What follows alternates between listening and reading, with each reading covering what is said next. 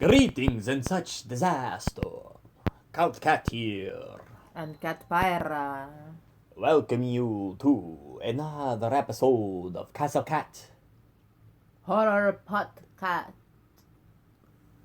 Tonight we're diving into some of my favorite films in the A Nightmare on Elm Street franchise. Meow.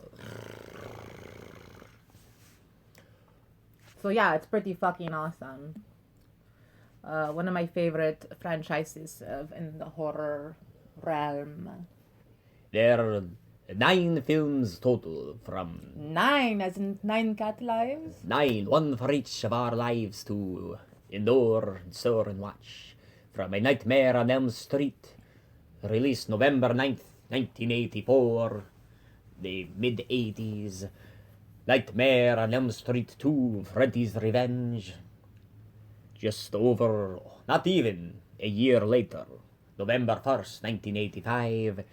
Nightmare on Elm Street 3, Dream Warriors, February of 1987. 4, The Dream Master, Okay. August 88, Dream Child 89, and we'll be diving to the rest next episode. Great. Alright, so let's just get started with some awesome facts that we have about Mr. Krueger and his color scheme of his sweater. He sure make me hungry looking at that face. Sure, red. Yeah, the pizza face, inspired face, right? Not as delicious looking as Pizza the Hut. Pizza the Hut. But Baseball reference. he's a fleshy fiend, for sure. Cheesy face. And his outfit with his green and red. It make you think Christmas time. And it's also scientists or whatever, psychologists have realized that humans hate that color scheme. They can't process it. I don't believe that because those are the colors of Christmas, and for some reason everyone love Christmas. Or stripes. It's red and green stripes. There are complementary colors, opposite on the color spectrum. And everyone typically think he wear, at first glance they think it's black and red, but it's very dark green. Green. Also, the first film, there are no stripes on the sleeves, believes it or not. On Krueger's sleeves, there are no stripes. Not in the first film. The rest of them, they appear to be there. Cat Pyra, you were saying that the dream or the theme of this film was inspired when Wes Craven saw something in the paper or television about children who were afraid to go to sleep and died. Oh, well, not in their just sleep. children. It was males from, was it 10 to 50 in South Asia, that some of these teenagers didn't, particularly men, didn't want to go to sleep because something was going to kill them, and they would warn their parents about it. And about 3 days or 3 weeks later, this kid died in his sleep, and they've been reported in 1983 in newspaper articles. I wonder what was going on there. A real Freddy Krueger, perhaps? Yeah, definitely inspired by true deaths. Scary. It's not too creepy, but oh well, what I find his most fun inspiration was his claws and how it was inspired by his own kitty cat. And how yes. kitty cat's claws retract or extract. Yes, reaching out for their victims, their prey to slay. Yeah, so it's inspired by that and something else. What else was it inspired? I don't recall either. I know there was something else. Well, Freddy's his name was also used in The House down the left or something like that. Was The Last House on the Left. The Last House which was the first film Craven did. And Fred Krueger was someone he knew as a child who he shared a paper route with. It was a bully. He was a bully, a friend who was a bully to him for a while. Nightmare on Elm Street was not Craven's first Ring Around the Rosie. It was his 5th film that he directed, with his debut being The Last House on the Left. Before the Nightmare on Elm Street films came into play, the studio almost was about to go under. New Line Cinema was going bankrupt, and they were not the first ones to approach Craven for his script. Disney wanted to purchase his script, but to alter it so that little, 5-year-old Johnny can watch it too. Yeah, so think about that. Cats, you could have had friendly Kruger out there. Coming by to hang out with you in your sleep or something. Disney Touchstone, I believe it was, that wanted to approach it. Lame. A couple of other productions wanted to approach it, but New Line Cinema won, and they were going bankrupt, and they did make back their what they used to make the film back in 3 days, I believe, after the movie was released. Impressive. So, the first film, totally my favorite, as I'm sure it is most fans' favorites. You get a group of teenagers. Well, you get the introduction. You get the creation of the clawed glove, which Craven wanted it to be a unique method or weapon for the villain. That not used by any others, something completely original that would be easy to transport around and totally affordable to make. Supposed to be different types of knives originally before it became the steak knives, blades that it become.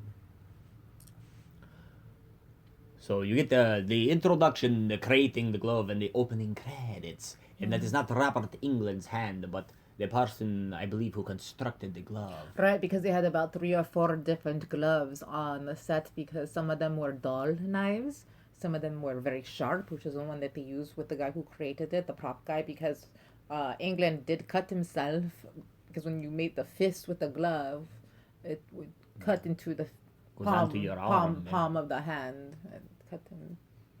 Love from the glove. And then the film pretty much start off immediately inside of a nightmare of Tina running around, see some of the boiler room and everything. Everyone happened to have the same nightmares, the same character appearing. Weird. Very strange.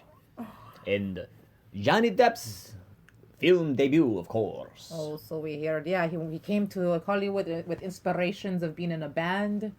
And his friend, who was his friend? Nicolas Cage. Nick Cage. Oh, what's up? Convinced them otherwise. They hit it off, and he told them try out acting.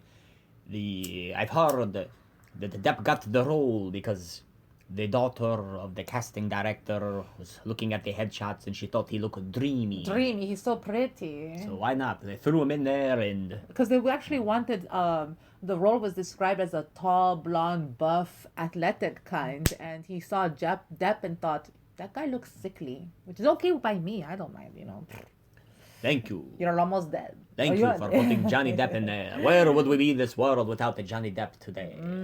Probably. All the skinny male humans. Not enjoying the whole scandal with him getting his finger severed by his ex-wife.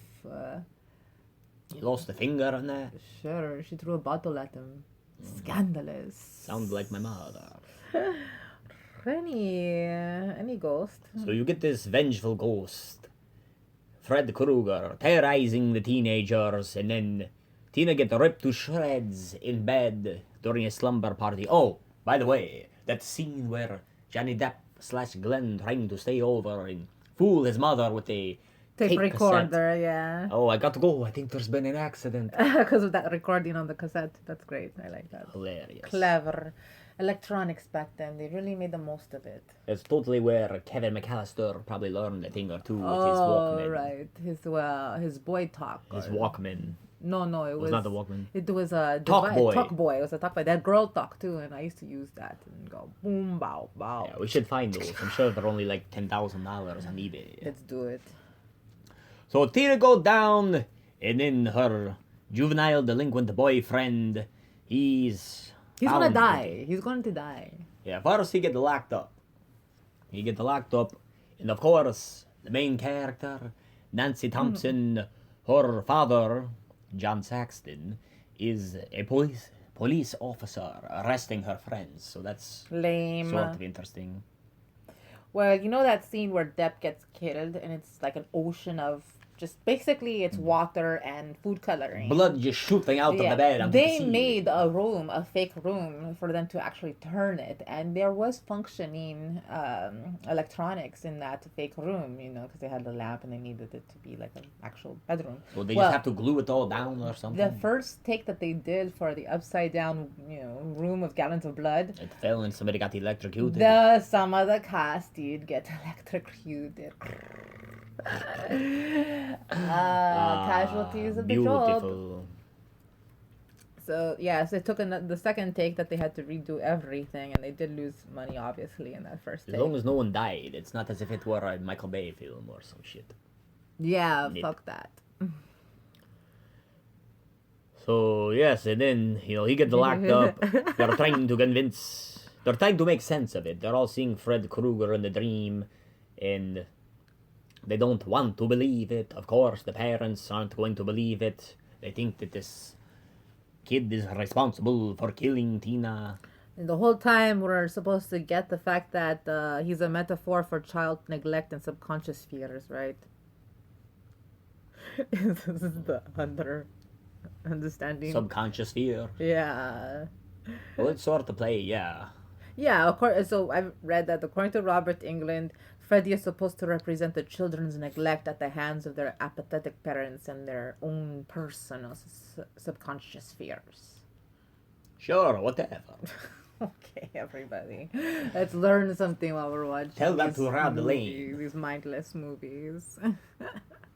Oh yeah, it was 500 gallons of blood. I wonder what that... For that Johnny Depp I wonder scene. how that compared to the Evil Dead films. I can't imagine. But Freddy's glove was featured in Evil Dead. Evil Dead 2. There you go. Dead by Dawn. During the filming of the third Nightmare on Elm Street. Because that's when the glove disappeared. Yeah, it was the very first production it was gone. I thought it was the third film. It was the first one. They had a new one by the second and third.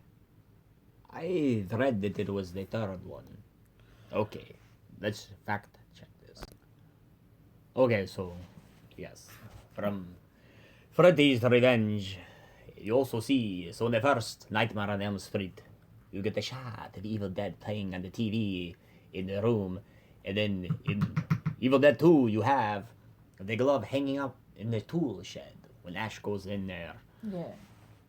So these are fun little Easter eggs that exist. Although we don't believe in Easter, so it's I don't believe in eggs. Or rabbits giving birth to them.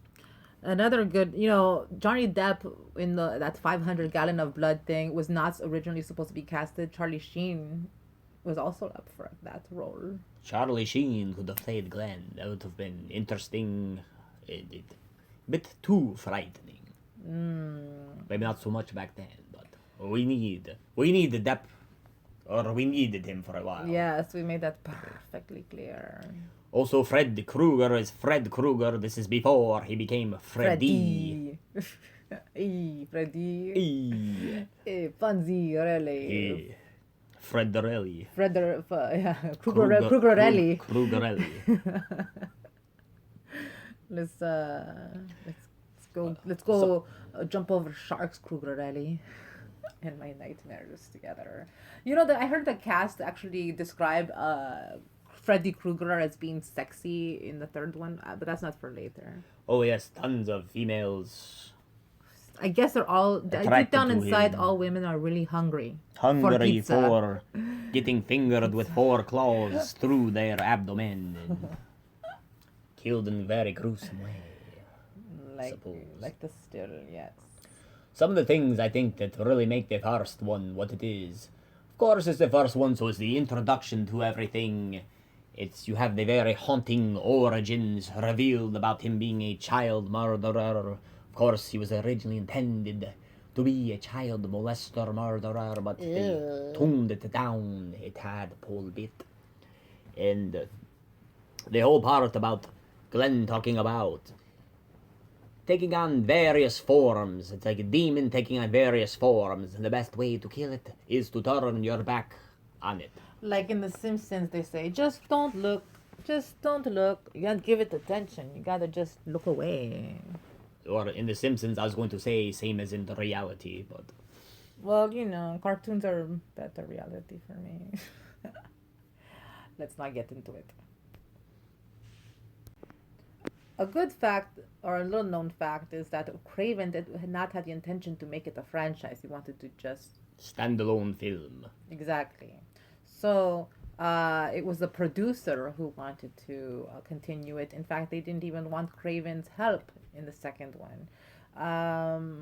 That's why I heard they wanted him to be part of it, but he wanted no part in it after he looked at the script. Because they had a stressed relationship. It was arguments about how the ending in the first nightmare was going to end, whether or not it was all an illusion in what's her name's dream, Nancy's dream.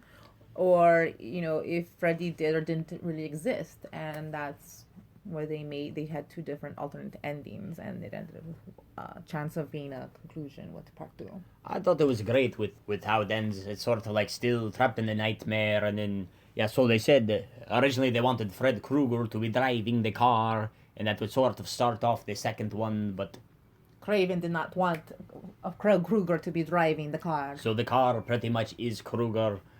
And then you have the beginning of the second one, Freddy's Revenge. Where it starts, where it ended. Sort of, but not really. Different characters. They're on a school bus. Krueger's a car or an automobile. Well, he's the bus driver, meow. Yes, now it begins the way they wanted it to end, where he's the driver, but... Alterations, but the gist of the same thing, which completely makes sense because it's, it's the spirit, the demon. Also, I have to mention, it seemed Nancy was hanging out with Kevin Callister to create all those booby traps. That must be where he learned it from. I love traps, especially rat traps. And it's great, of course, having John Saxon in the film, of course, a great actor. Everyone loved John Saxon. Rest in pieces. Reese's Pieces? Freddy Pieces. So the second film, the most loved and hated film by many of the fans, which really deters from the films to come, which kind of tie back into the first one, but they all sort of do their own thing. But the second one, supposed to take place 5 years later, so technically it should be taking place in 1989, which really would start to screw up the sequels after that, because they're clearly all shot in the 1980s. Yeah, also, Wes had signed away the rights to his own creation, and he had no ownership over it anymore. So if it was just going on, if he was going to come back, it was just going to be for the third one. And they also asked them to asked Wes Craven, he was not invited back, but he was reported and allowed to read the script and offer his notes. And he refused. He didn't like it. Well, because it said on there, on subtext, it said, please do not produce the screenplay. If you read that on a script, and they wanted your quote-unquote notes on it, what would you do? Ridiculous. It's like, what is he even getting paid at that point? No. That's definitely he wanted money for that. I think it was Bob Shea was the producer, and he assumed anyone could play Freddy Krueger. Apparently, he just wanted a dude under a rubber mask, right? And they tried to use stunt double, or they did for many of the scenes. They did, and they didn't. They did not care for it. Once they saw him, on the film, and it's. Get England back here. We need his charisma. Right. They put that test and cast an extra to replace England, and he played Freddy like Frankenstein's monster. It was really bad. Oh, yes, they did say that. He was too stiff. Rigid movements, really slow, and after suffering the early stages of filming, they had to call back. England said he derived inspiration for Freddy off of the Nosferatu from the 1979 version by Klaus Kinski, as well as some of the characters played by Lon Chaney. And of course, once he said that once he put on the outfit and the hat and he looked into a mirror, he started to find the movements giving him sort of like a gangster style type of vibe. Well, sure, Attitude. that claw was so heavy that it really made his arm drag to the left a little. Excuse you. And he had a lean in his walk. He lean when he walk. He mean when he talk. Like the way that you lean when you walk. Freddy only appeared in Nightmare on Elm Street 2 for about 13 minutes. That's 13 minutes. Minuta. That's worse than the Beetlejuice, who I think was only in the film Beetlejuice for about 15 minutes or so. They're really being tight, slapping my elbow here. There's something to be said about minimal appearance of certain villainous type characters. Sesame Street, you get minimal amounts of the count. Beetlejuice, you get minimal amounts of Beetlejuice.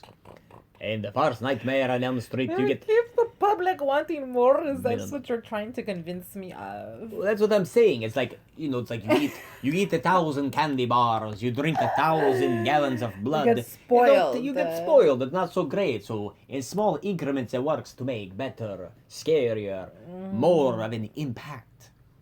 But then you get acquainted and you want more and you have to have more. So More homoerotic,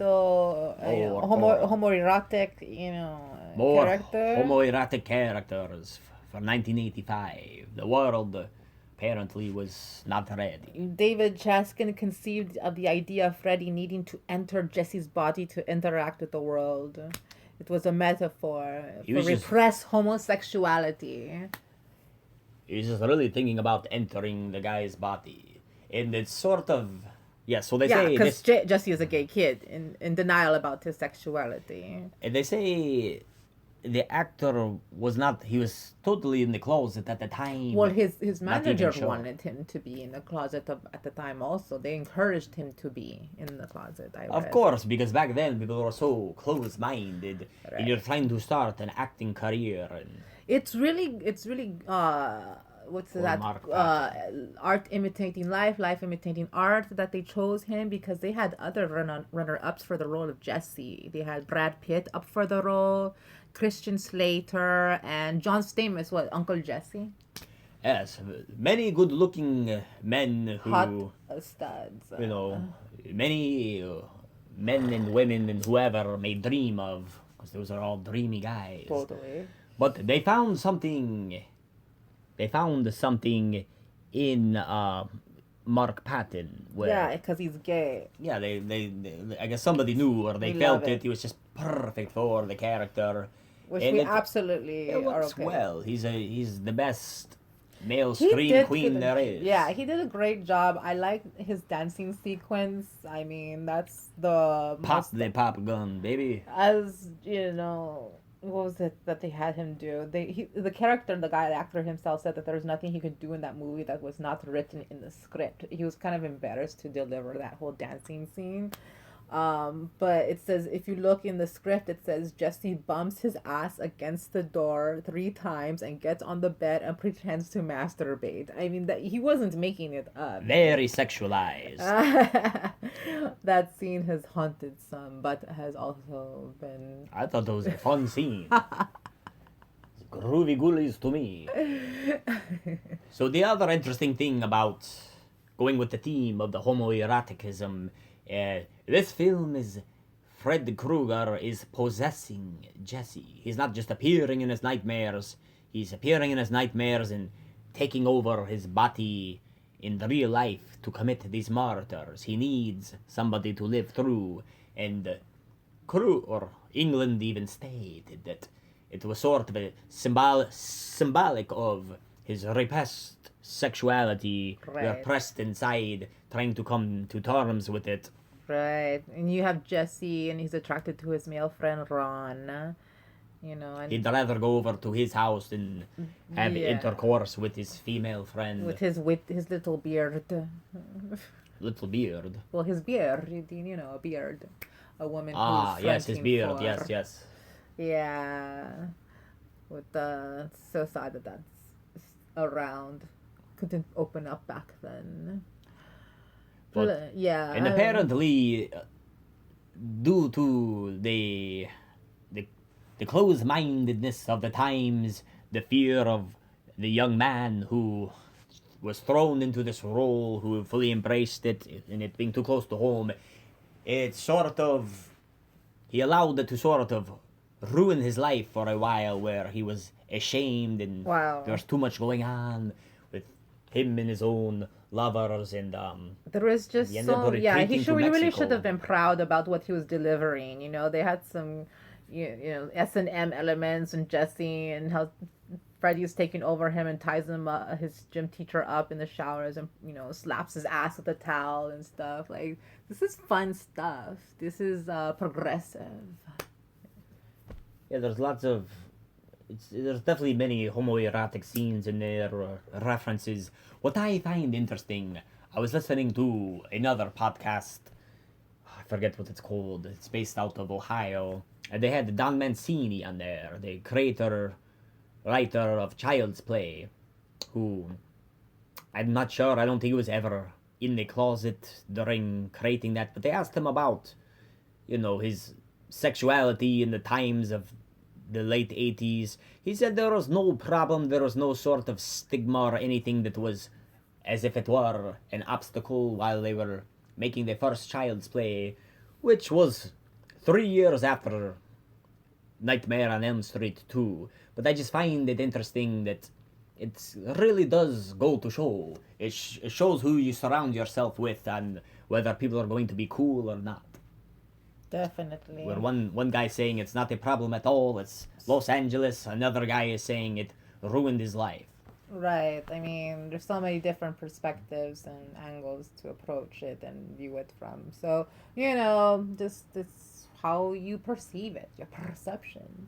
And one of the most iconic scenes out of the entire series, totally the pool scene. Oh, right on. Freddy show up and He know how to party. he's killing teenagers left and right, and turns the water is boiling hot. It's like boiling the flesh off of people.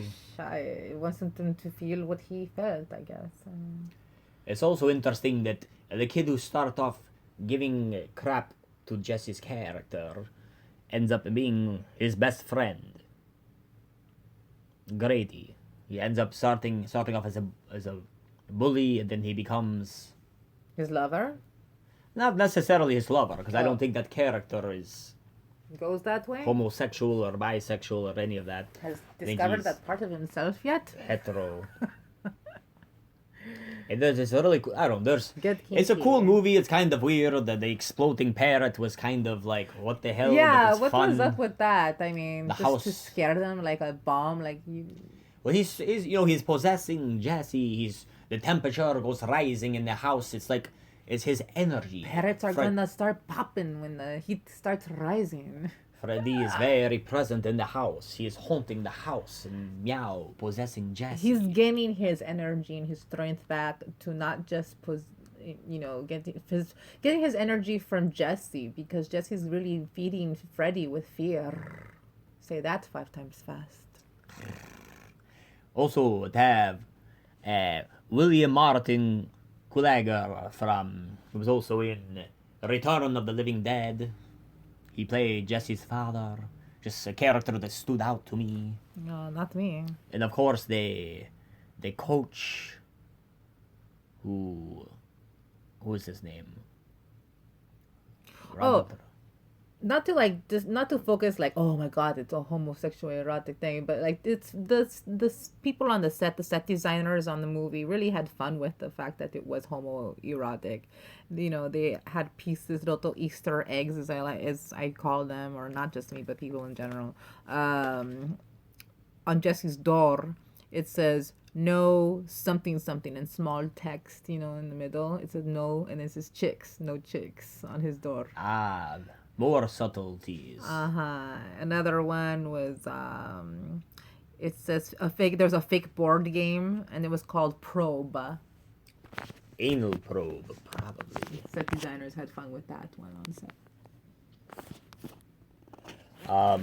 Another one of my favorite parts in the film, when Freddy Krueger talking to Jesse, and he says, "You've got the body, I've got the brains," and he rip his head open, showing his brain is a very cool, interesting shot. Oh, that's okay. So there's a couple of fun facts with that one. Okay, remember when there's the mouth, the eye in the mouth when Freddy's viewing them? Okay, that's not really Freddy's eye. When Jesse transforms into Freddy, we see a quick shot of Freddy's eyes staring out of Jesse's opened mouth. Okay. To accomplish the shot, they made a dummy of Mark Patton's head with a hole where Freddy's eye would look through it, and then they put the head in a flat surface, and they had someone put their head in it, and it was I think it was someone's girlfriend, set designer's girlfriend. It's funny She was the only one with the head small enough. Well, first of all, this film, Freddy his eyeballs look completely different than they do in any of the other films. They're more sort of like demon-like. I know they used red contact lenses. Contact lenses, they almost look like squared like a goat. And they wanted him to look more like a witch. Yes, like a witch. Right? Yeah. It's true. It's funny to me also, you watch some of the behind the scenes on the interspider web, talking about how they use projections, and they were always building like very detailed replicas of actors' heads to do special effects, which today would be so easy. It's like you just have to put some straws up your nose and just chroma key an eyeball into someone's mouth. You don't have to build an entire head, just chroma key it. I enjoy the authenticity of trying to make it as real as possible with special effects. Don't get me wrong. I'm totally a practical effects type of cat. Right. And the whole thing with the coach at the gay bar, the shower slaughter scene.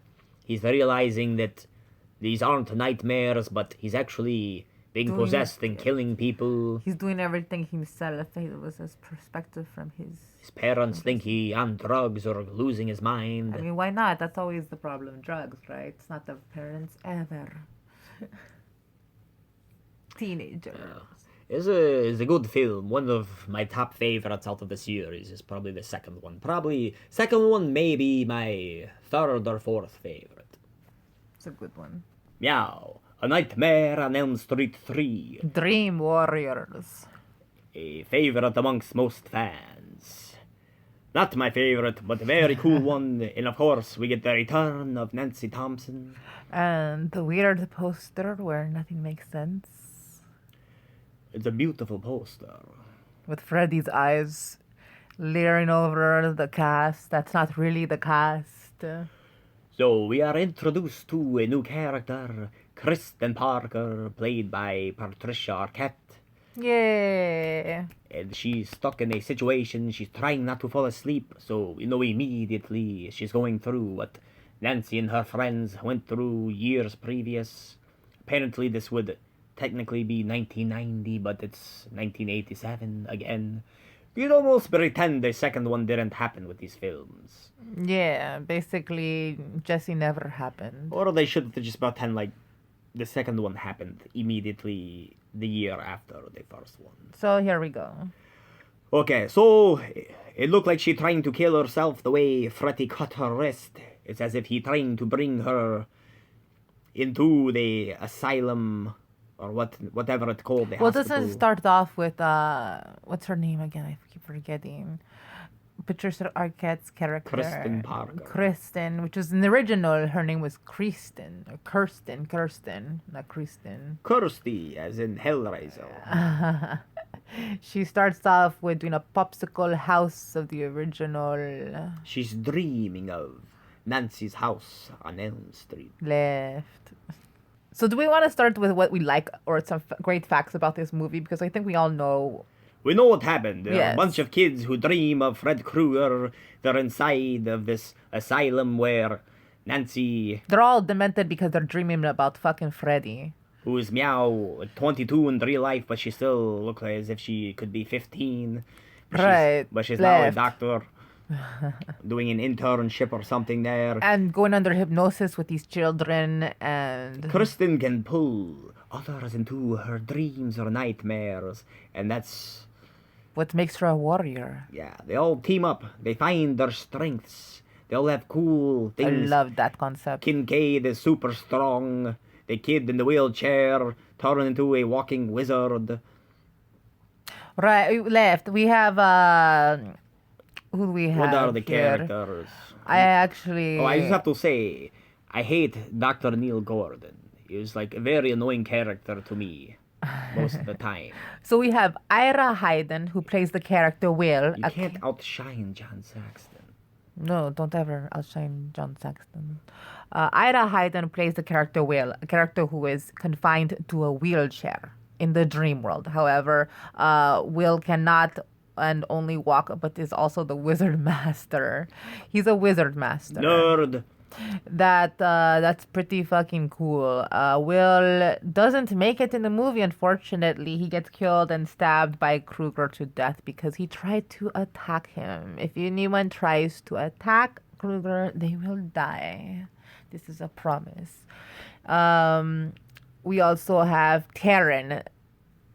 Taryn is really cool. She's the badass girl. She's a recovering drug addict, into the heroin and all that good stuff. She's bad a stuff. rock and roll switchblade fighter on. She's iconically gets killed with needles. Needle finger Freddy Krueger, needle finger Freddy. Terrifying. And They're like, let us suck on those needles. yeah, and not even her superpower of being a badass could help her. But she did shank Freddy a little bit, which was cool. You get Rodney Eastman as Joey, who does not talk in the film, and he's always dreaming about sexy girl. He's in love with the nurse. Oh wait, I wasn't even done with that girl, Taryn. In reality, when they were filming that scene with her and the knives, attacking Kruger, she really shanked him. She shanked him for She real. shanked him for the Robert England? Yes, she shanked Robert England. She stabbed him. Was she just too into character? Well, yeah, she got a little too into character, and she gave him a good shank in the rib. It was, of course, a prop knife, but come on, nobody likes to be hit in the rib cage. I mean, was he bleeding? You say Further investigations are on. They're still going. determining whether or not Robert England was actually stabbed to this day. Correct. He says there's no signs of bleeding, but it might start at any moment.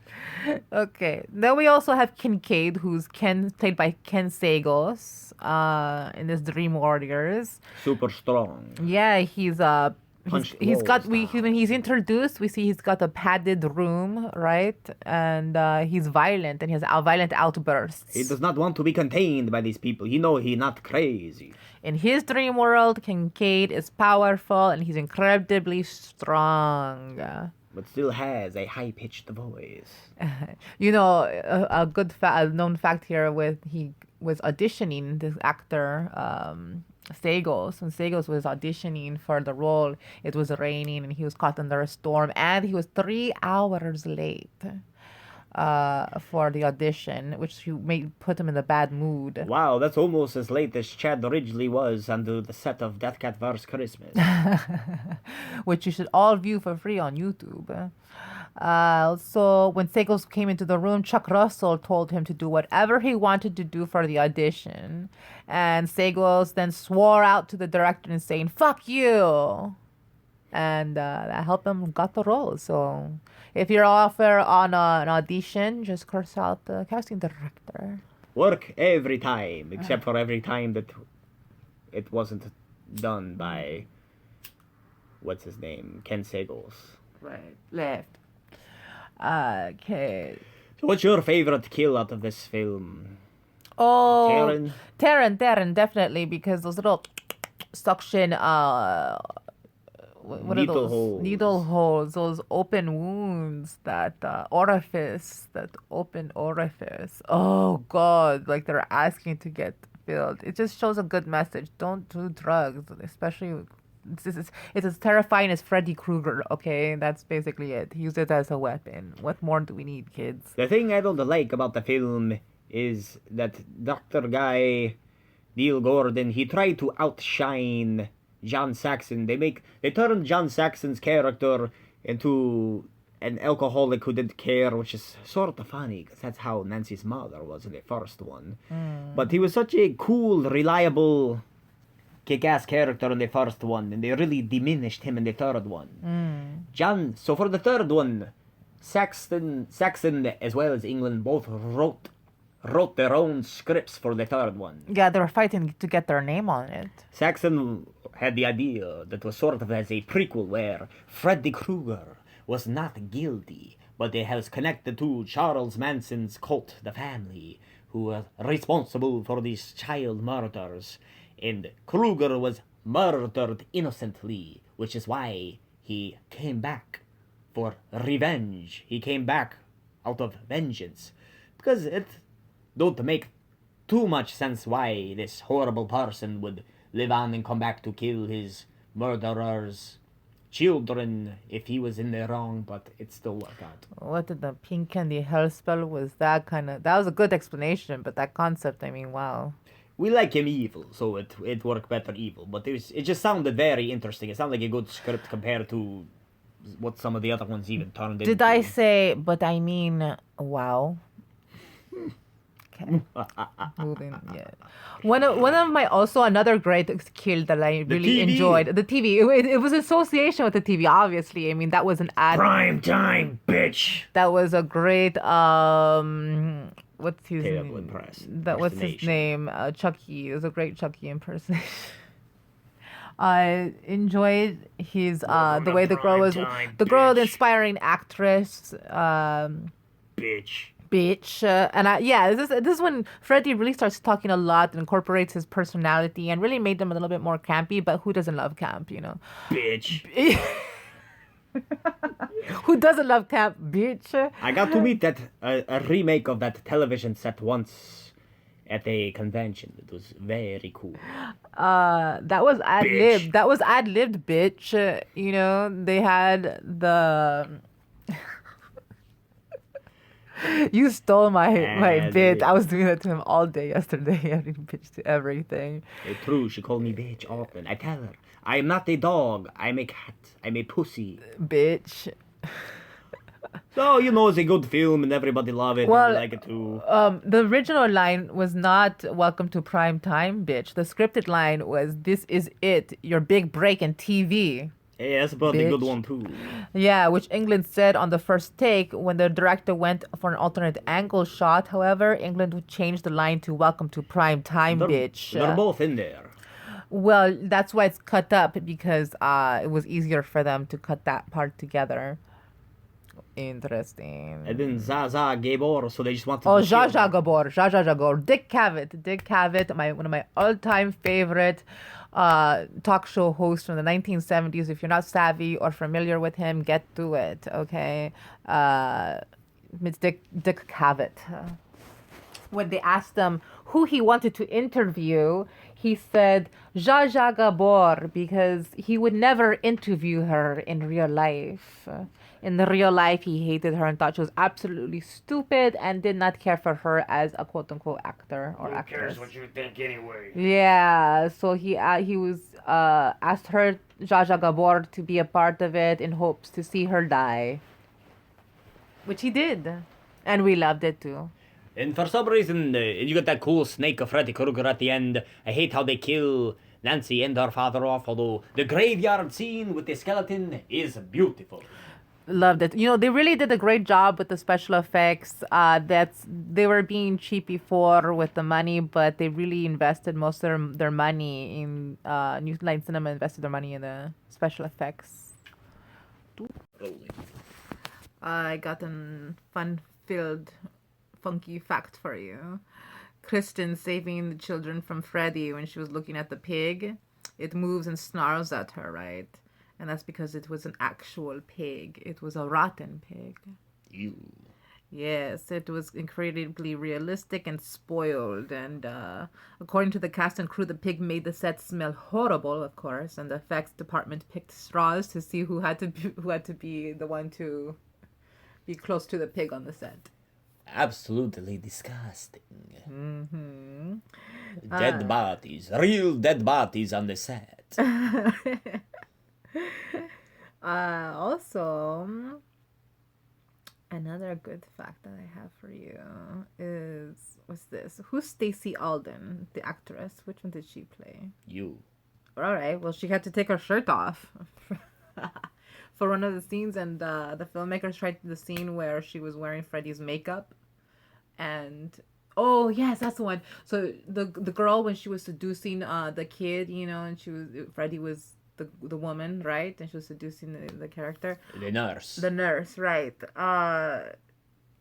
They tried her on with Freddy's makeup and mask, and it was just too freaky. They're like, no, this is not something we want to basically masturbate to. Okay. Too freaky, just put him in drag. Yeah, We'll so masturbate to that. They cut that out. What's another one I got?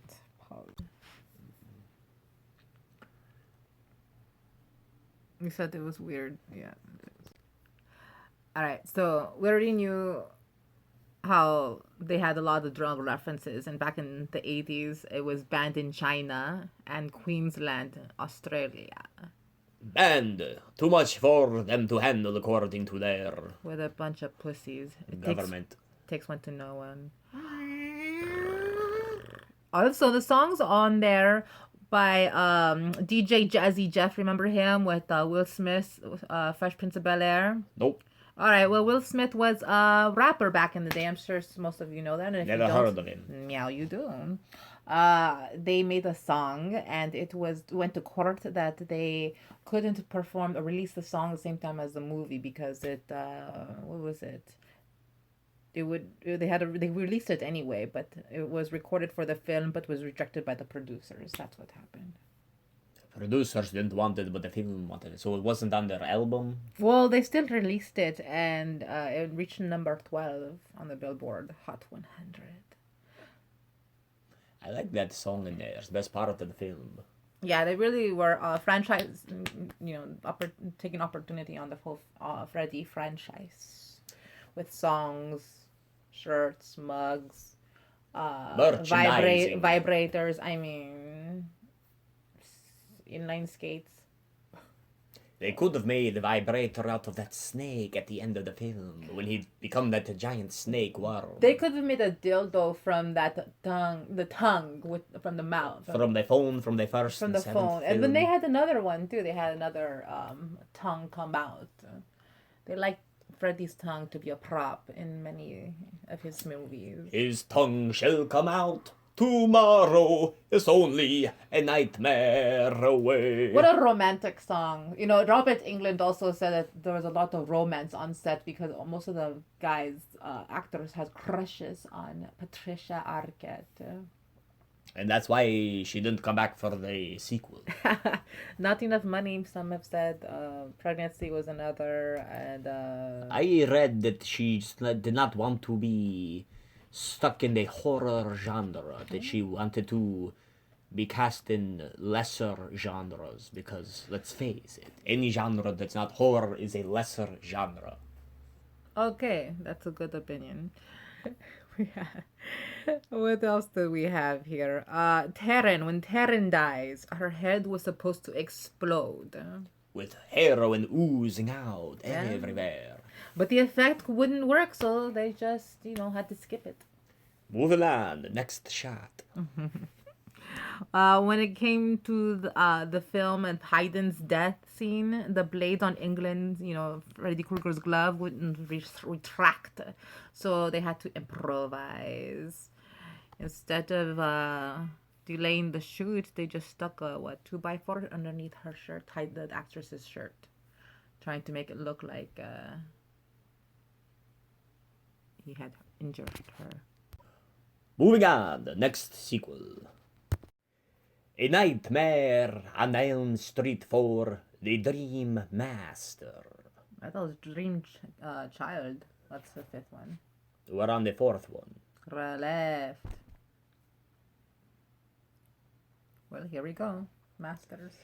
So, Kristen Meow is no longer played by Patricia Arquette. She wouldn't come back, they said, there's no clear reason why she didn't come back, but she didn't, and it doesn't matter because... We spoke about that in the third one. In the third segment. Yeah. Tuesday night did a better job, I thought, anyway. She played the part pretty much the same way.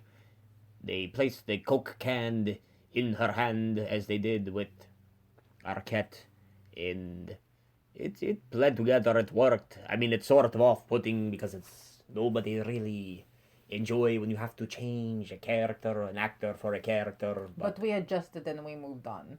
Yes, very quickly. She's easier to look at. Right, left. She was consistently growing as a character too. She was looking better. But then we have the return of Kincaid and Joey, played by the same actors. But you do a double take on Joey.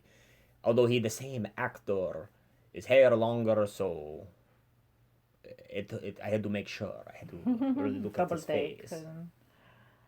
All right, well, let's do a run through of most of all the characters and what happens to them. So those three have returned. They were the survivors from Dream Warriors.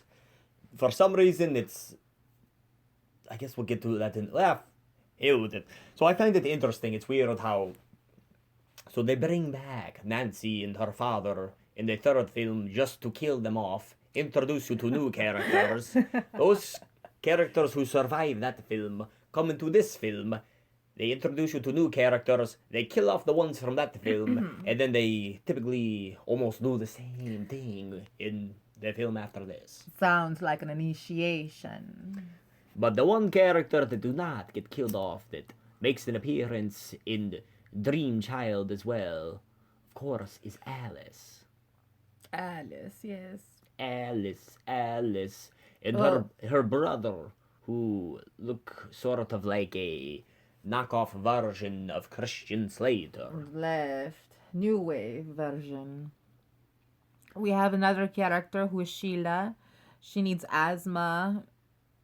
And she's kind of nerdy. She's the nerd, the 80s nerd girl who remind me of, who is that nerd character from the Teenage Mutant Ninja Turtles cartoon?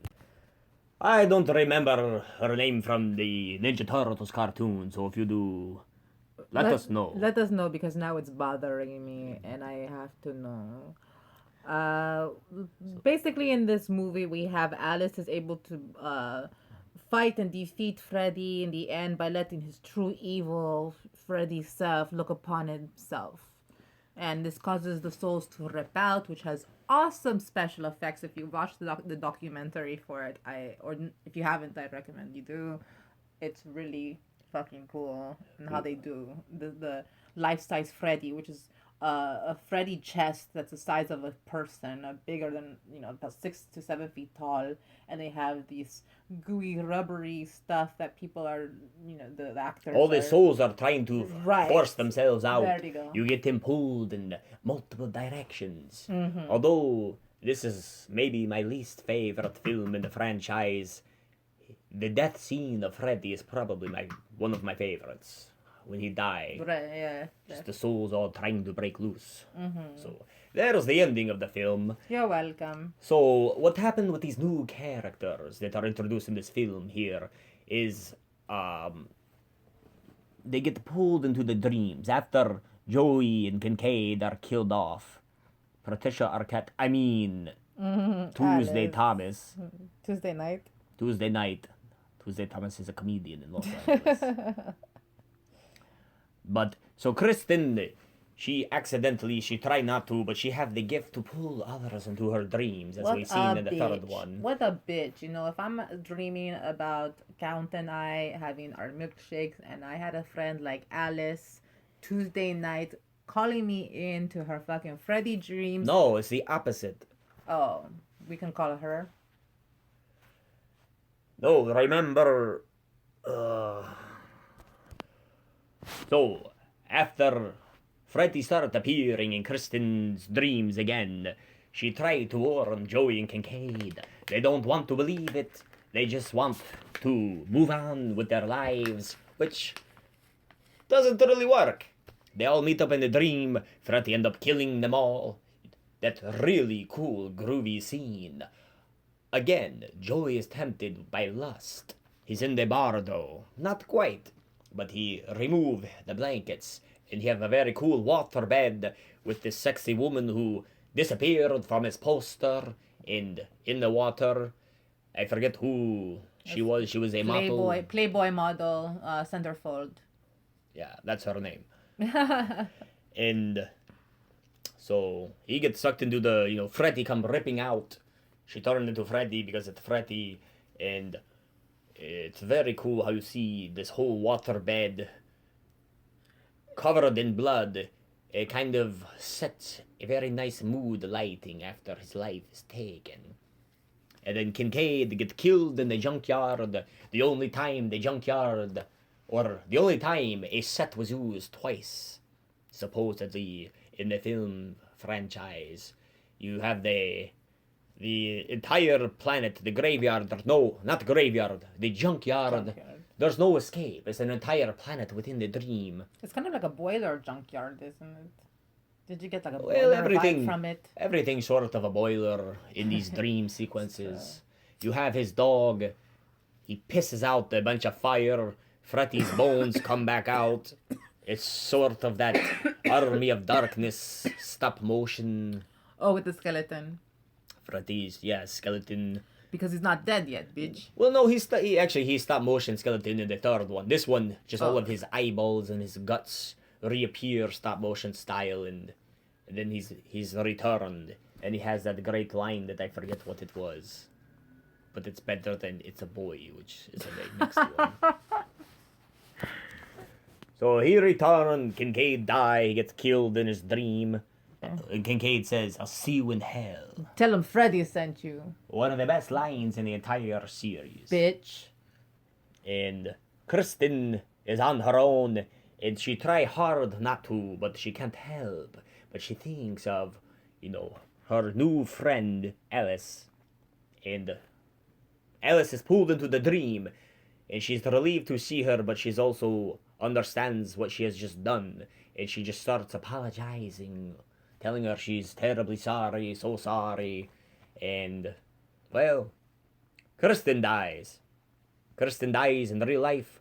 Her boyfriend, who is Alice's brother, is, they're all traumatized. They're very saddened. All these people are dying. Rick makes not Rick.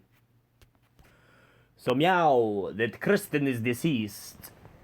Everyone else is left.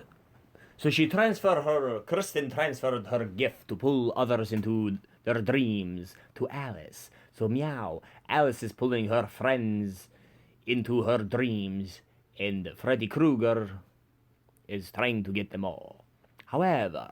So wait, does that mean that Kristen gave Alice the ability to pull friends? When she died, yes. That energy, that power transferred over to Kristen. So... Cool. Alice's brother Rick did not want to believe that Freddy Krueger is real. He doesn't... No one ever does in these movies. All these people are just happen to be dying. I'm sure Kristen and Joey and Kincaid would have talked about their experiences, you would think, to others, even if they sound crazy. Maybe they didn't because of that reason. However, he do not want to believe it, Freddy Krueger, but he does not think... He says it himself. He says, Kristen wasn't crazy, and you're not crazy either, to his sister Alice. But then Sheila ends up she falls asleep in class. Just like in the first film, in the second film. It seems like everybody falls asleep in school. It's a thing to do. And so it's very eerie, that scene where Freddy, it's like the teacher up there, is peeling the apple and, hey, you want to suck face or whatever, and he suck all the life out of her, and the desk just traps Alice. She cannot help her friend Sheila, and Sheila dies of an asthma attack. And then... Well, remember, he sucked the life out of her. That's what I just said. Oh, I didn't even hear you say that. Wow, your mind really does wander when you're in another dimension. So... So that's when Rick started to finally believe Freddy might be real. I got a good fact for you there. When England was sucking the life out of the actress toy, his dentures fell into her mouth. His dentures? Oh, his fake teeth? Yeah, his fake teeth, The dentures, because they're fake teeth. I hate when I make out with somebody and their dentures fall down my throat and I start to choke. And also, the glove that England had on was also the real one. And since all the shots were shot, the blade scenes were shot up close, they had the stunt double do it. Interesting. So Rick says something to Jan. He says, like, is it? He start to believe Freddy's real. We're dropping like flies here. 35 of their friends have died within a week or so. And so they decide to team up. Rick's all into that, his dojo martial arts. They have that song, you know, and love. Right, left. So they plan to stop Kruger, and what's her name? Debbie is working out, and Alice realized that she in trouble. So her and Dan decide they have to go rescue her. So they jump into his car, but they're sleeping. So they're in the car and they drive to the house. They get out and she starts running. Point is, they're going in a big freaking loop. It's a very cool loop, yeah, over and over again. I was like, hurry Deja up, vu. let's get the hell out of here. And then they're doing it about 3 different times, going in the car trying to get to them. And I'm thinking, what the hell? Who's editing this crap? You know, I don't understand that they're in a loop. And apparently they didn't either. Deja vu. Who would know? Deja loop. And then they finally crash into a tree, it seemed to be, and Debbie is turning into a cockroach, and she gets stuck inside of her roach motel where Freddy's Freddy eyeing peeked through. her. You know, she was to get inspired by that roach scene. She made sure to watch The Fly. It was a fly too, Oh, right? yeah, she said she watched The Fly, and then she realized it was a different situation, so she disregarded everything she had observed. Actors. Hey, at least she, you know, Did was her attempting, you know, she was putting the work in, despite realizing afterwards she did more work than necessary. You know, the scene where Rick dies, they had him fighting an invisible Freddy. Do you remember that? Absolutely. Okay, well, the filmmakers ran out of money, and that's basically why they had them fight a fake death, you know, dead. An invisible Freddy? Thank you, I got tongue-tied. Originally, Rick Sorry. was supposed to die in a complex sequence involving an elevator scene in the movie. And at the bottom of the elevator, he was supposed to have crumbled away and have Rick fall to the bottom of the elevator in a dark void. But instead, they had him fight an invisible Freddy using karate moves. And Rick, the actor, Andres Jones, was practicing, you know, kung fu and all that jazz. He says he was... What did they had them do? Well, they had them fight, and he was kicking so hard that he tore his stitches in his appendix. His appendix Ow. stitches, yes. Well, maybe they should have let that heal a little longer. So, so Alice and Dan are trying, you know, they're trying to stop Freddy. They have to go into the dream. Dan rush to the hospital. Oh, we forgot to talk about Alice's father. So Alice's father was sort of an alcoholic, pill-popping, kind of a crappy father. Very rude and Insult her dinner. sort of emotionally abusive. And Alice have trouble standing up for herself. She's a very meek, timid character. She just gets flashes of standing up for herself, but doesn't really do it. Until her friends started dying and she realized she have to stand up and have the guts to fight Freddy. Girl power. And after her brother, Rick, died, the father, he started to make a shift. He's still trying to be somewhat controlling, but he's just afraid to lose his daughter. And they start to finally have a moment where they realize that they do care about each other, which A parental epiphany. it's interesting. It's a character shift for both of them. She is starting to stand up for herself, and he is starting to understand that, you know, this is his kid that he has to respect and sort of trust It's a her, countdown. He's even though down he's to worried. one. He's down to one kid. I mean, you can't just, you know, fuck someone and have another one. Oh, well, maybe. It'd take a while for them to reach high school. 9 months. I mean, who's got 9 months? Go on. And he would need a wife as well. Or a woman, female companion of some sort. But any critters, any meows, meowever, So then in the hospital, Alice tell him, do not let them put you under first, she say, and then she realize he has to go under for surgery, so they team up together in a dream land to fight Freddy, and Freddy's basically kicking their asses, then start to bleed. First we think he's going to die, but the surgeons wake him up, and he exits the dream, and she on her own, but she has the strength aspects that she has absorbed with her power that Kristen passed down to her, where she meow is sort of like a martial artist dojo master, or at least Inspired by her brother. yeah, as much as her brother's abilities, those have been passed to her, as well as her other friends like Sheila gave her the device to defend herself, which she used to fight against Freddy in the Dreamland and essentially kill him that way. So she utilizes the strength of her friends for her strength within herself and her determination to survive. And yeah, the coolest death scene ever with Freddy Krueger, or one of the coolest death scenes. And yeah. Well, you know that's who the Robert film. Englund's favorite death scene was? Nope. I don't either, but I'm sure it's in here somewhere. Yeah. The director was Rennie Harlin. He was where's he from again? Is Finnish. Finnish. And I remember the Count was mentioning to me, how does someone end up directing this movie? How do they pick him? He's hardly even a distinguished director, right? He could fit many dicks in his mouth at once. Is how. Well, he was being persistent. He had applied for the job and he came uninvited to their offices and was being persistent in telling them that he was the man for the job. That's how he got the part. You thought it was a great direct it. challenge, yeah.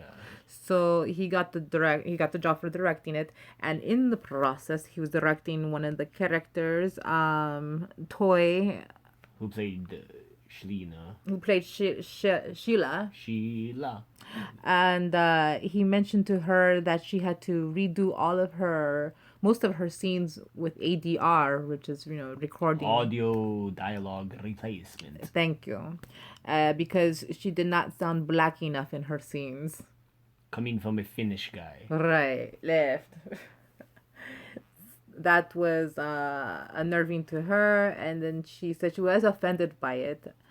Should have been. And then supposedly she had thanked him for it, but in the documentary she says, no, I did not thank him. And she ended up blaming the who did they blame it on? They blamed it on the producer of the film. Well, it's my least favorite of the films, although it have some of my favorite parts in it. That girl went to everything. She got Robert Englund's dentures in her mouth. Then she was told she was not black enough. And then she was sucked into a vortex through her. It's like being told that you're part not wasn't cat real. enough. Somebody told me I wasn't cat enough. Like, I Meow define Tever. what the word mean. Whatever, I don't care. Anyway, it's not like he made a good film ever again, anyhow. That's why we progress to... The next film. Oh, I remember. Freddy Krueger's favorite scene, or Robert Englund, is when Alice and Dan car scene, when they're repeating it and they're going around in circles. In the loop. In the loop. A fruity loop. Yes, when they realize they are dreaming. England on Never to Sleep documentary mentions that the franchise, because of how well the scene captures what the dream feels like, it's just kind of very daisy, there's elastic, you don't know what's going on, you're confused, and you describe that as the best scene. Yeah, it's a great scene. Stand out. One of my favorites as well. A Nightmare on Elm Street 5. The Dream Child from 1989. This, one of my favorites, which is strange for me to say considering I hate babies and children. Also, I hate the chalkboard, the chalk look of the credits in the beginning. They're the most different, or they were the most different at that point for the fonts, as far as fonts go in the series. But I love this film. I think it has some of the most creative visual effects in it. It's comedic but freaky as well. And hell. So we have Alice and Dan continuing on from the previous film. It started off them having sex. It's not the same actor who played Dan, but the stuntman who plays Super Freddy later on. Lucky stuntman. She go to take a shower. It's like that movie they sell where it start to fill up with water and she can't get out. She going to drown. And then she wake up. It was a nightmare. Penn and Teller nightmare. Everything seems okay. She go to school. Her hair's more blonde so that Cat Pyra doesn't get any further confused with her being Kristen, Patricia Arquette for Tuesday night. And she, you know... They look the same, okay? I think that Alice, all white Alice in look the part same. 5 looks just like Kristen in part 3. There, I said it. And I disagree. There, I opposed. So she's prettier, popular, and somehow... Pregnant, but she don't know that yet. So they're graduating from Springwood High, and we see her father, Dennis Johnson. Who's now a recovered alcoholic, and... They've really rebuilt the relationship so that it's a healthy relationship. They got their acts together, and... So what happened in this film? So basically, there's a point where Freddy starts creeping his way back. She's not sure why. And Dan end up dying. He's like trying to drive his truck. It's not working out. Freddy's there. So he get on a motorcycle. The motorcycle transform into him. They had to cut the scene down. Every single kill scene was cut down. Yeah, very cool. Very freaky looking. His eyeballs peeking out through all of the pipes and wiring of the motorcycle until he crash. And then Alice she knows something's wrong. She had passed out. She's in the hospital. They find out she's pregnant after Dan's dead. And it's later revealed that the reason Freddy has been appearing outside of the dreams, it has something to do with him being in the dreams of her unborn child. And this idea was introduced from the producer of the third film. Well, what it was is that it was always constantly under construction, the script. So they had a couple of people adding to the script. It started off with one producer, Leslie Boehm, who said he had delivered a concept to Dream Warriors 3 about a baby, and he says I went in to one of the executives, was pregnant at the time, and I said to the picture Freddy. Okay, this is what he said. He said picture Freddy clawing out of the womb, and no one liked his idea. So until the fifth film came along, and they gave him a call and said, "Hey, remember we hated your idea? Well, we love it now.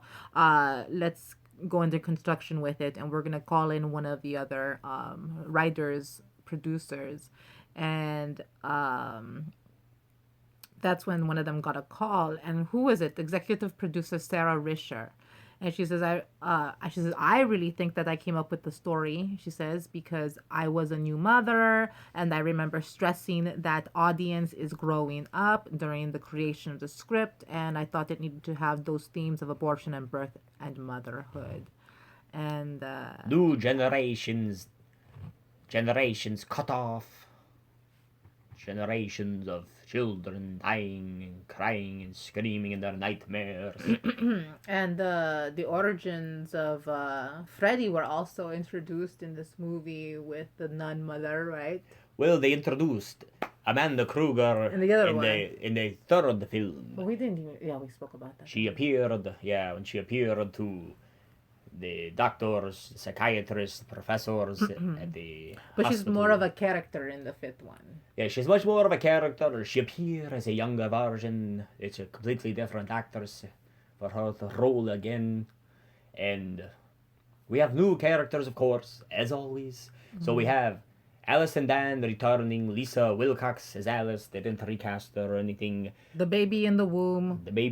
Who is a kid who is What was the kid's name? All I know is that he was like Duckface in Full House. He was Stephanie Tanner's like frenemy or something. He little boy with glasses and really intense like Garfield eyes. Very intense, huge eyeballs. If Garfield was not a intense. cat and a human being, then this boy would have his eyeballs.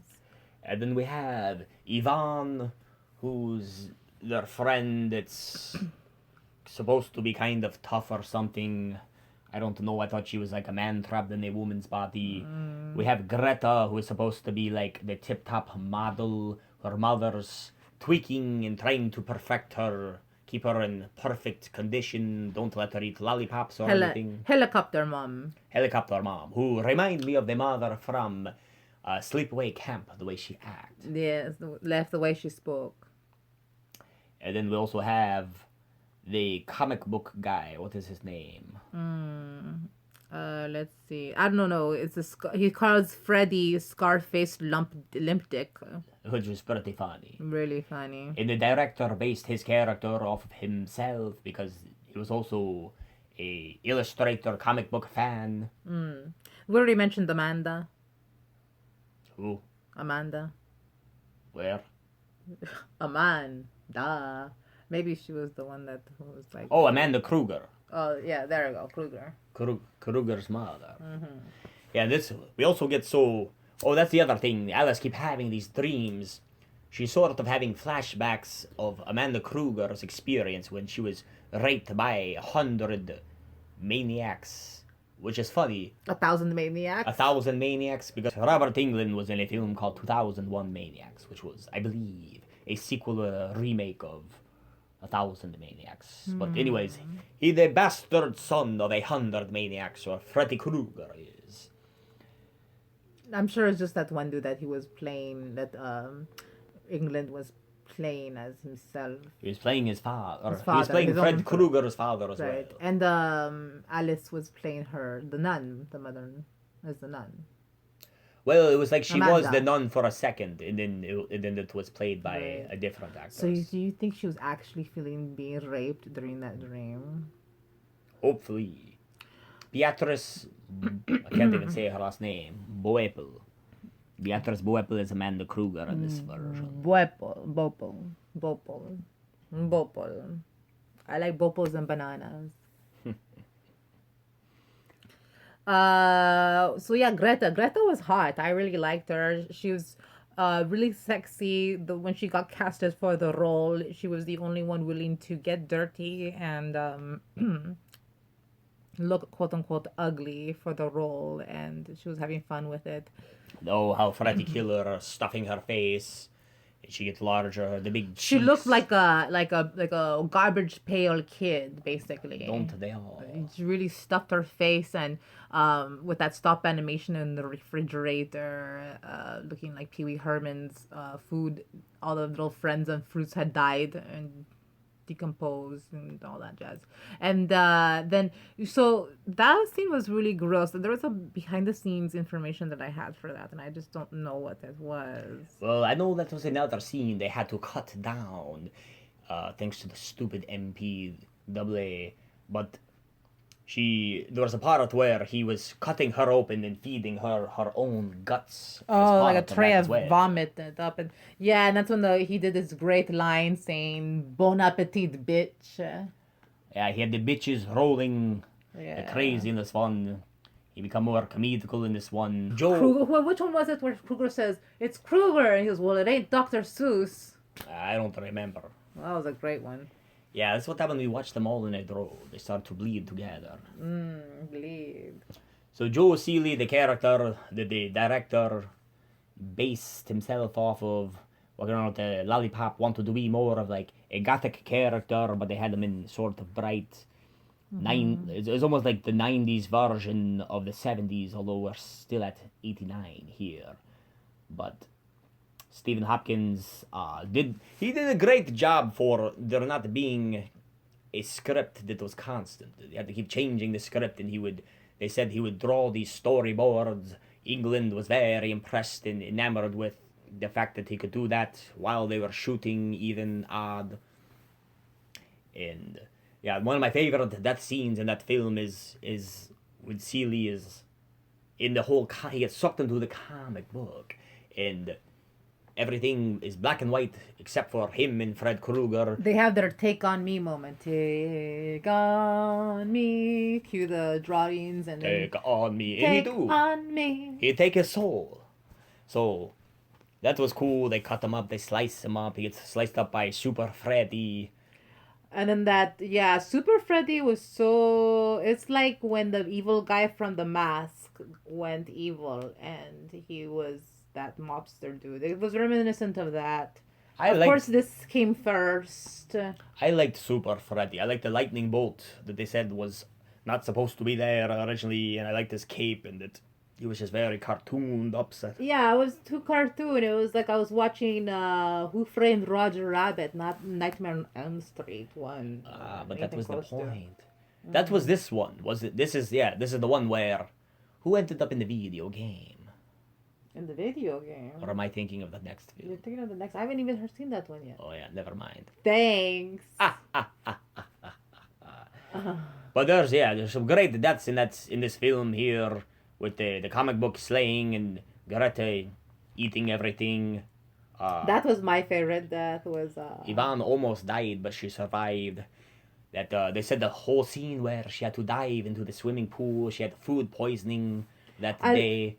And it was very difficult for her. She had never acted with she hadn't acted with stop motion or the special effects, having to pretend like there was a monster there that when it wasn't was there. just her. But She obviously hadn't used her imagination before or ever ran from a monster screaming when they were a child, just for the fun of it. Yeah, I thought it was strange, like, especially as an actor. That's one thing you have to do is visualize everything around you, the smell, the look, everything of that sort. And haven't you ever done that? Just like when you were a child, just screaming and running around. They're like, "What are you doing?" "I'm running from the monster." As a kid, didn't often, but I was usually running with the monsters, and I was the monster. I used to imagine Freddy Krueger coming into my bedroom at night with his claws kind of moving like fluidly, like an ocean. It was like a Japanese fan, geisha fan, moving as he entered the room. And then he paint the town red with your blood.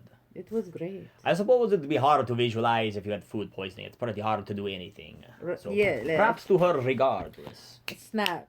So you didn't like the quote from Freddy when he says it's a boy? It's a boy! It was hilarious. I thought it was cheap. Then I like cheap. Well, the mom, I like how the mom nun was saying how Freddy was an abomination to mankind. An abomination. She had to eliminate him. Well, now we see furthermore as to why he's such a killer. Everyone abort your children because they could be evil. Yeah, she's the mummy's a killer. She wants to kill her own son who's killing. Which is a lot coming from a nun.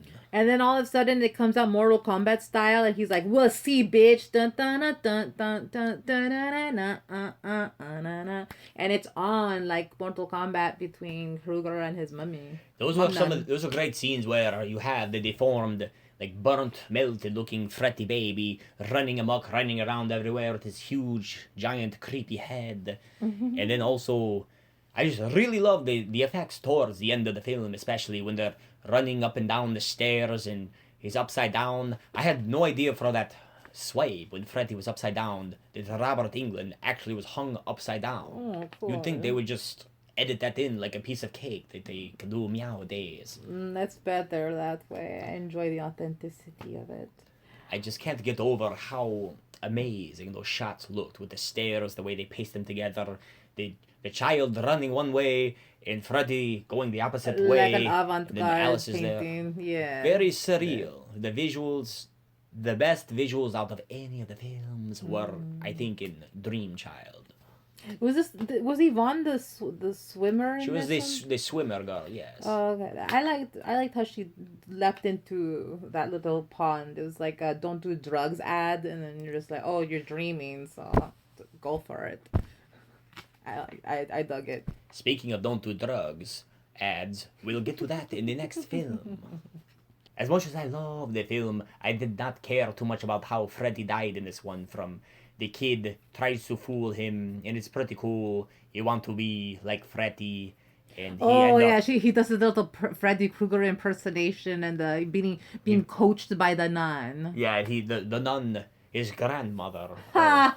almost grandmother, not really. Step grandma who Yeah. is his friend. It's a scary friend. It's, But anyway, so they make a sort of plan, and he fools Krueger to save his mom, which is kind of strange considering his mother can't die for him. If Alice die, he going to die too. yeah. So I think there's a lot of things that we're confused about in the way we're wording things right now because in the movie, Krueger mentions that he's giving his son soul food, right? Which is a great line. Yes.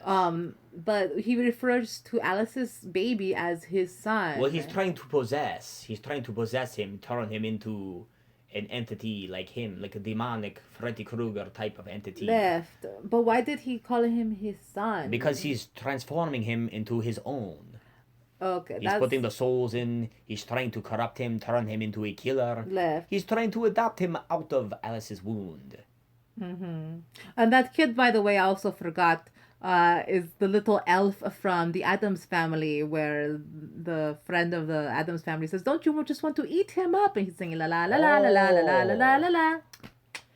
Getting to know you, getting to know all about you. That is him, that face. Yes, and she's squeezing his little face, And and Morticia says, we can't have that. Not yet. He's too young. too young. Yeah, I can't eat him. He seemed younger in that film than he did in this film. Left. He looked. I guess because he was chunkier in Adam's Family, chunkier and makes him look shorter, thinner. That actor was going through tragedy as well. His father had just passed away during the filming of that, so Oh, no was- wonder he had those sad eyes. yeah, so it played into his character, and it also helped him have a therapeutic effect, I suppose, as well. And then so Krueger end up back inside of Amanda Krueger's womb, and she sort of tried to kill him that way, or he killed her. Oh yeah. So at one point, both Nun Mum and Alice get their babies magically in their wombs, and of course in the nun's stomach it's baby Krueger, real Krueger Freddy. It's pretty much a dream at this point, although there's supposed to be a way. Only time Krueger is in the scene, it's a dream sequence. Well, this one was different because he's there outside of people's dreams in this one. I still because think of it's the baby. dreams. I think it's just noted that if he's No, they say he's Who's appearing. they? The characters in the movie. well, He's Katpira getting them while missed it they are again. awake. Katpira, another 747 information. Another catnip bowl. I think that about wraps it up for a dream child. Stay tuned inside out, fiends, for part 2 of A Nightmare on Elm Street. From Freddy's Dead to Freddy vs. Jason. Oh, and of course, Wes Craven's New Nightmare. And that remake that we all saw. On Potcat Horror Potcat.